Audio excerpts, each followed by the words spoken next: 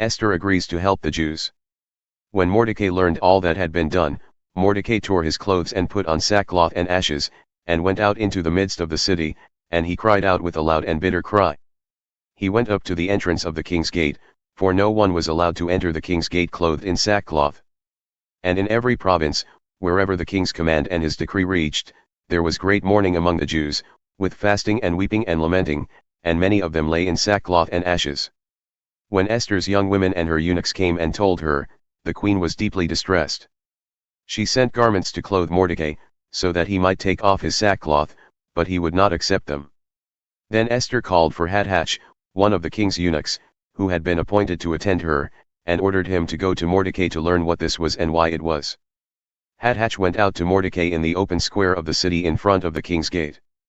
And Mordecai told him all that had happened to him, and the exact sum of money that Haman had promised to pay into the king's treasuries for the destruction of the Jews. Mordecai also gave him a copy of the written decree issued in Susa for their destruction, that he might show it to Esther and explain it to her and command her to go to the king to beg his favor and plead with him on behalf of her people. And Hathach went and told Esther what Mordecai had said. Then Esther spoke to Hathach and commanded him to go to Mordecai and say, "All the king's servants and the people of the king's provinces know that if any man or woman goes to the king inside the inner court without being called, there is but one law, to be put to death, except the one to whom the king holds out the golden scepter so that he may live. But as for me, I have not been called to come in to the king these 30 days. And they told Mordecai what Esther had said. Then Mordecai told them to reply to Esther, "Do not think to yourself that in the king's palace you will escape any more than all the other Jews.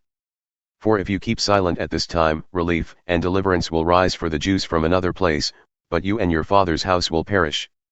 And who knows whether you have not come to the kingdom for such a time as this?" Then Esther told them to reply to Mordecai, "Go, gather all the Jews to be found in Susa, and hold a fast on my behalf, and do not eat or drink for 3 days, night or day. I and my young women will also fast as you do. Then I will go to the king, though it is against the law, and if I perish, I perish." Mordecai then went away and did everything as Esther had ordered him.